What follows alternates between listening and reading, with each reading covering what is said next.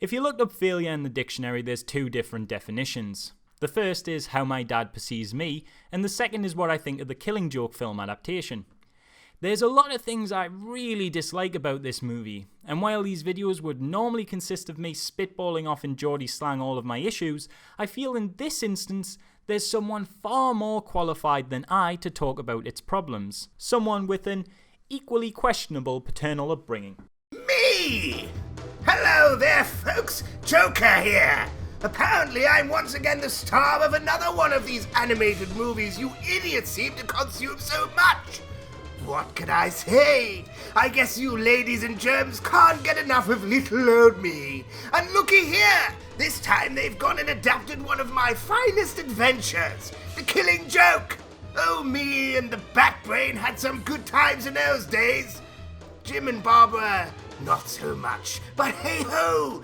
You can't make a good omelette without breaking a few eggs. Am I right?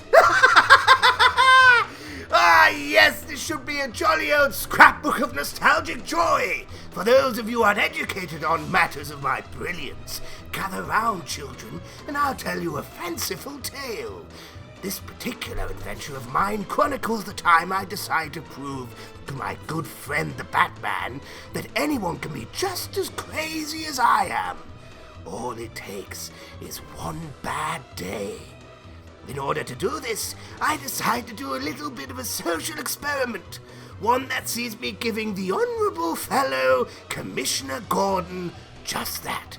Oh, and I deliver a real doozy, paralyzing that lovely daughter of his and taking him to my personal little fortress of fun, where we get up to all sorts of wonderful hijinks. There's also some stuff in there about my past that may or may not be true, but I never tell. It's proved to be quite the crowd pleaser back in the day, and with some fantastic talent involved, I'm sure they've knocked this retelling out of the park. So let's give this a watch, shall we? Pass the popcorn, Harley.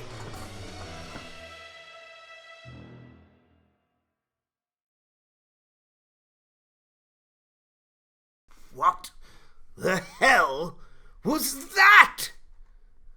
How dare they do this to the Crown Prince of Crime?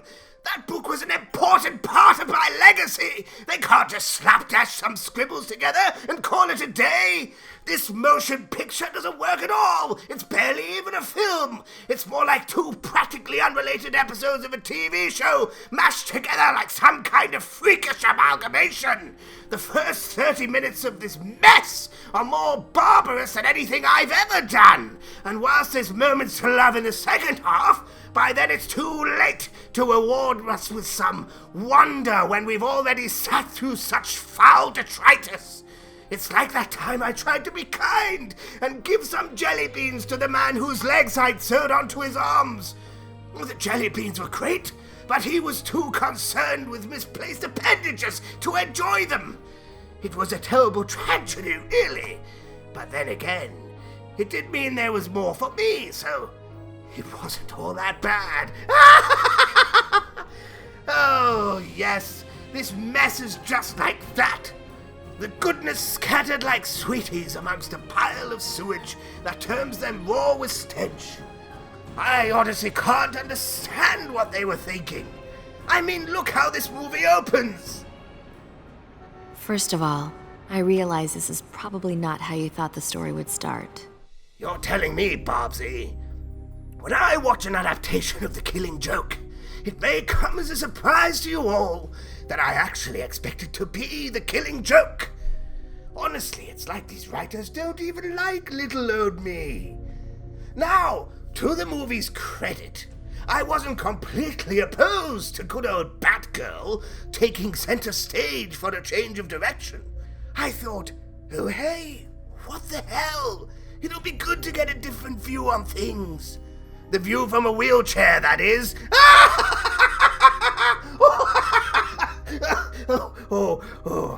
I jest, I joke, I jape. Making Batgirl a main character in theory is actually a pretty good idea.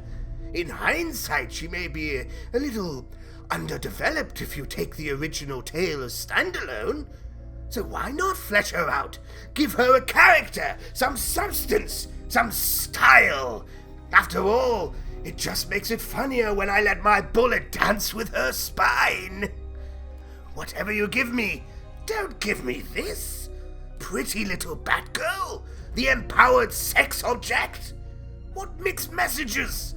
Your words tell me Batgirl is this strong, likable, self-driven woman.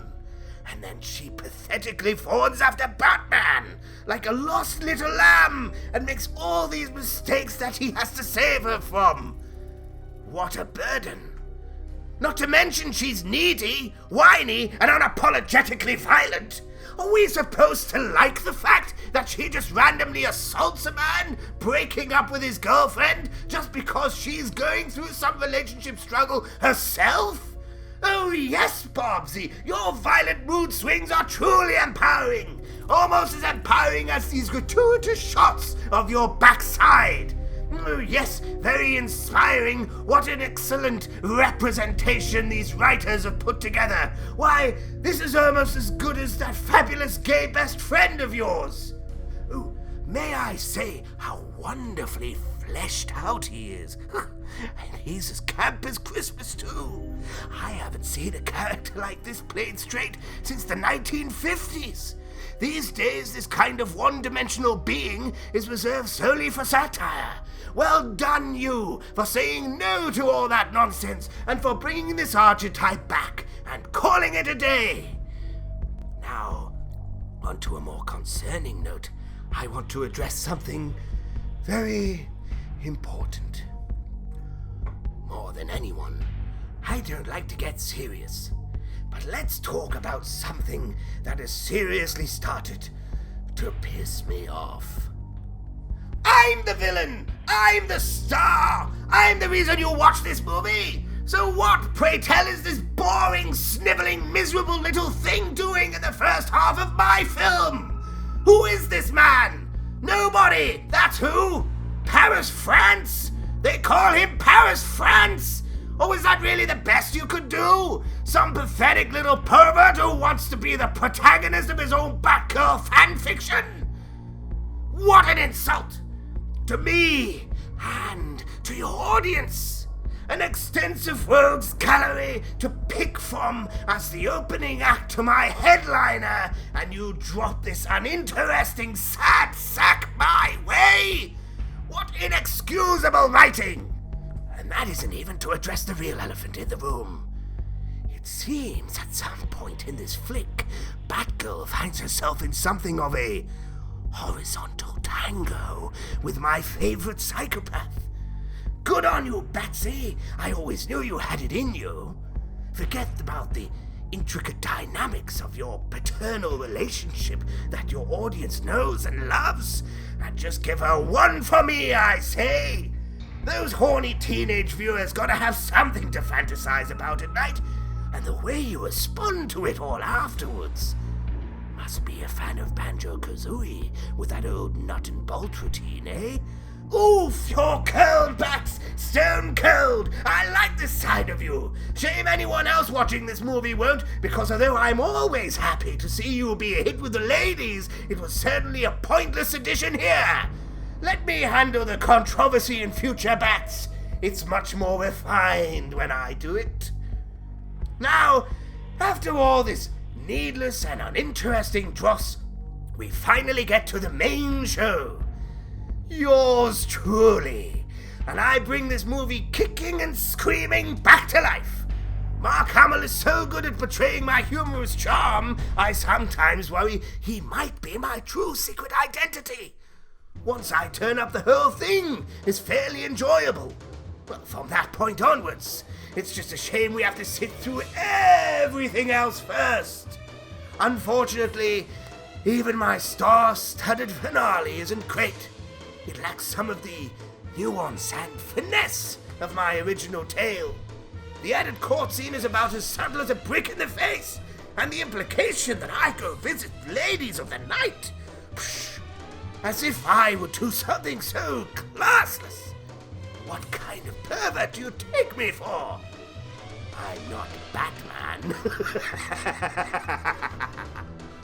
my musical number from the comic is finally presented in audible form, and they got it all wrong. Where's the joy in the delivery? The bouncing orchestra, the magnificent performance. I wanted theatre, and instead the backing track sounds more like this.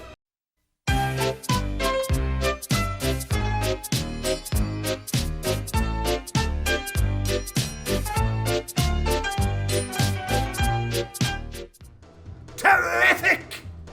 The final few minutes are where this picture finally manages to shine with my magnificent brilliance. But it's too little, too late, and the important moments which ambiguity don't translate from page to screen. So, after treading through all the adventures of Bratgirl and some softcore leather porn with no closure, you're finally rewarded with a lackluster adaptation of the thing you actually came to see that only works some of the time. How did this happen? What was DC doing with this one? Why would you... Oh, wait a minute. I get it! It's a joke, right? They're making a killing after putting out a joke! What a punchline! The real killing joke! My, what brilliance! Playing on the love and adoration of the masses of fans who hold the source material in such high regard to make a quick buck off a big name.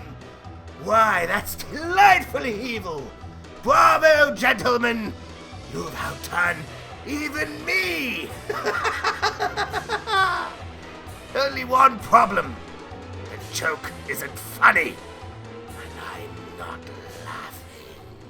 Cheers for that, Joker. I appreciate the effort. I will kill you for making me sit through this! I don't doubt it. Anyway, normally I just suddenly close these things suddenly on the final punch, but I feel like this time I really need to say thanks to D.g.Foster, who does a far better Joker impression than I could ever muster. And also to the lovely Pabbiecrafts, who provided the illustrations for the Joker on a mere night's notice.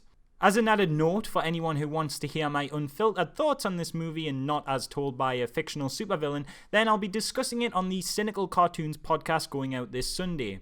It's a really great podcast run by my good friend Tyler Marchant, and I'd love for you to show him some support because he's super hardworking and puts out some exceptional stuff. And I'm not just saying that because he's my friend, because we actually became buddies through his podcast in the first place when I guested on a Rick and Morty episode, and he impressed me then, even back before I knew the guy. If this is something you're interested in, then there's more information in the description, and if you want to do the whole like, comment, subscribe thing, then feel free to, I'd appreciate that. Other than that, let's wrap up. Say goodbye, Joker. Goodbye, Joker!